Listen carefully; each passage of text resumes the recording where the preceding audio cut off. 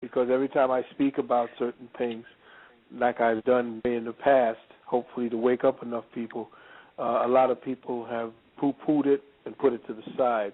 And it's not showing itself as yet, but of course it's going to verify itself probably to the next generation, everything that we've been saying. But I will tell you that in the past I spoke about the fact that there is a super secret organization called the Labyrinth Group, and this Labyrinth Group has been in contact with, and they did a thing on X-Files. Most of the X-Files was based upon the Labyrinth Group, and you got an idea of them giving you little pieces of the Labyrinth Group. When Will Smith did Independence Day, the dude who played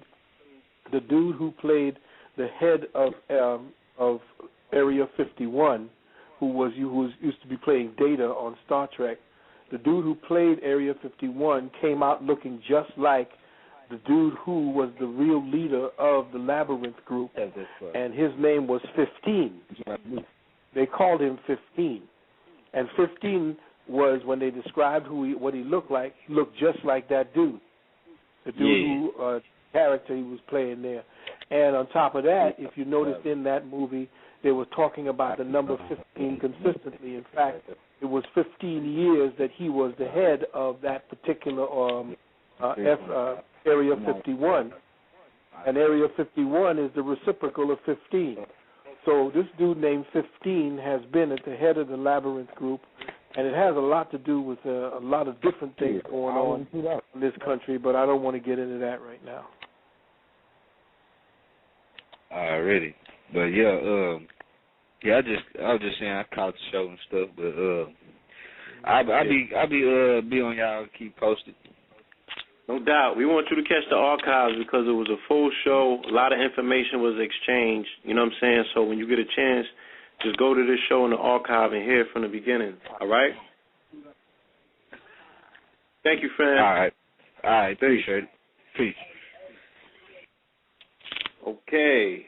I'm going to go to the 757. You know what I'm saying? 757-342. Peace. Peace. It's Clico. How you doing? Peace, God. Peace, God. Yo, I had a question for Reverend Phil Valentine. I was looking through my old notes from like 4 years ago, and he did a lecture at LIU called the Astrometric Timetable, the Olmec / Maya. And you mentioned... Yeah, the astroscopic timetable. Yeah, you mentioned February 10th, 2011, that everything was going to shift into an Aquarian age fully, and that October 28th, 2011, the universal consciousness will reveal to us what we are not. I want to know, did come about, and can you elaborate on it a little? Yeah, October 14th, actually, not October 14th, I'm sorry, February 14th, on Valentine's Day, the moon in Libra went into the 7th house of Libra. And most people didn't know that Jupiter aligned with Mars. Mm-hmm. Now, where have you heard those words before? Jupiter aligned with Mars. Where have you heard, when the moon is in the 7th house? Oh, that song. That song, I think, the House of... Right. Agent of Aquarius. Yeah, Age of Aquarius. Age of Aquarius. And February 14th of this year.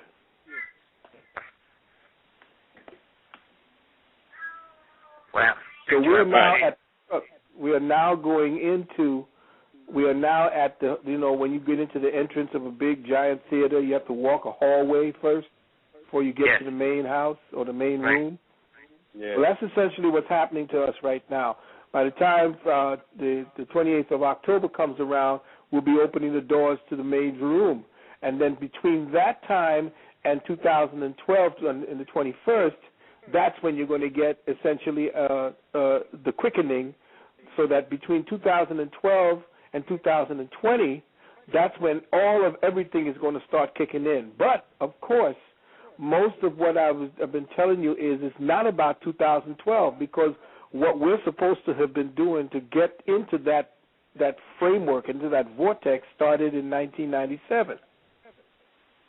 And in 1997, everything began kicking in. That was the sacrifice over there in New York City to bring down the two towers, the ones for Boaz and Jachin.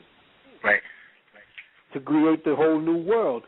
Now, what happens from that point is that the true Mayan priests are saying that the so-called quickening is actually getting ready to happen about 40 years from now. The true quickening is supposed to happen 40 years from now, not 2012. That's just one part of one of their calendars.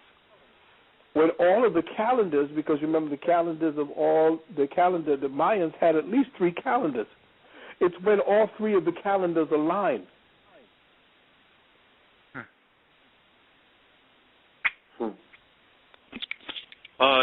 Doc, can you give us the correct name to that 2012 Olmec DVD that you did for the family that want to find that at their nearest DVD salesman? Well, I'm not sure if that's it's a bona the fide name anymore. Yeah, I'm not sure it's the same name anymore because a lot of the brothers out there on the streets have actually changed the names up. But the official name is the Astrosophic Timetable of the Olmec Mayas. Astrosophic Timetable of the Olmec Mayans? Maya, yes. Maya, yes. M-A-Y-A. That was very monumental. And for a lot of the family to want to understand many of the occurrences that you're seeing today, he spoke about it. What year was that, 2004 or 5? It was about 2006, I think, around that time, 2007. Yeah, you covered that in 2006. So I recommend for all of my family to like to, gather the works, the collection of Dr. Phil. That's a must-have title right there. Briefly, I want to speak to you about, me and you were having a conversation about some of your, the works that you have and the what you're about to do with your collection. Yeah. We're trying to gather together. I'm trying to get all of my collections together back from their pristine sources. And I do have presently someone with the major portion of my catalog going back to the 90s, early 90s through the 90s. By the way, the Sister Bert, word is filtered down that she's not feeling well. The Sister Bert up there had Hatshepsut up in Buffalo. She was the one who first started to chronicle what we did in the Gathering of the Masters there in New York back in the late 80s going into the 90s. She's the one who set up the cameras to document all of the things. And she has an incredible archive of information dating back to the time when we had started in our homes and was just essentially standing on the street corners and soapboxes. Now, she's having some problems health-wise, and I'd like the brothers and sisters to, to send out some affirmation and energies to bring her, back into balance, into the Ma'at, and, wish her a speedy recovery. So the other part of it is that that when we have to bring in that information together, a lot of it has to be transferred from VHS into DVD form. And a lot of my stuff that a lot of stuff that a lot of people haven't even seen yet. In fact, there's a brother down in Atlanta, brother named Kevin, who has materials that have not yet been seen that I have done. And I want to gather all that together and put that onto the DVDs and then begin my library to set it up like a kind of mini Alexandrian library of my works, and then collectively see if we could bring Bobby's works together and Brother Delbert's works together with Sister Jewel Pookum's works together, Dr. Ann Brown's works together, so we can have a kind of mini Alexandrian library for the brothers and sisters who are a little more visual than they are into reading and being intellectual, that would hopefully give them incentive to go in and do their own reading and research, because pretty soon they're going to be taking all books off the market. That's going to be the next thing. You ain't going to be able to turn a page. It's going to be all electronic. So once they start putting books into electronics or make it into audio or just simply visual, you ain't going to have books in your hand. You're not going to have it so the words are yours and possessed. So that when they just flip a switch and turn the switch off, they'll turn off your access to knowledge. To knowledge. So make sure you books definitely keep books. Your books are going to be the most precious things you have. Check that. Indeed. And once again, for the designers that are out there, visual designers and graphic designers, also this is also a call out to you, because when a library is actually erected, it'll be a cyber library, so your skills will be needed at that point, because what we're going to begin to do is we're going to begin to edit the works that the brothers and sisters have done through the decades with the new technology that is out nowadays, you know what I'm saying, and start chopping up, all kind of stuff, and really make it visually appealing to the babies. So, is there a way for the family to contact you to begin to, interact with you with the libraries? Well, they can contact me. I pretty much have a good portion of my library is in the hands of Sister Myra L. and another brother out there in Queens. And he's been at the business of transferring the materials from the VHS onto the DVD. But I don't want him to destroy the VHSs, because that's pretty much the most sturdy of what we have. It's just like us trying to take wax and records off the market. Now, when they put it on CD, they made music so fragile you can't enjoy it anymore. It ain't like a fixture, because one little scratch on your CD, you got to buy another CD. And CDs are costing 10 times more than an album ever cost. And an album has the truest sound and the most purest sound, and it is most durable.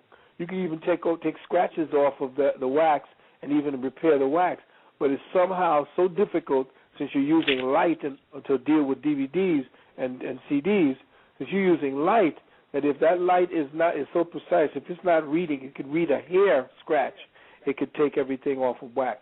So just like books are going to be very precious pretty soon, because they're not going to be the ones that they're going to be using, so is your wax as well as your VHSs. And to hold on to those old VHSs, those VHS players, because pretty much once those CDs, if they get scratched or you lose them or something happens to them, if that's all you got, then that's it. So hold on to all of the old school, because it's going to come down that pretty soon old school is going to be the new way. Absolutely. Okay, I want to go into the next caller in the call queue, and that will be caller from 404-425. Peace. Peace, great man. Peace, blue pill. Peace, red pill. It's RC Justice. Peace, God. I'm omnipresent. I definitely got to say peace to Dr. Phil. I mean, I reached out to you, Almighty, probably maybe I say a week ago. Probably on from Facebook, you know what I mean? And you got right back at me. And you told me how to contact you. You told me, the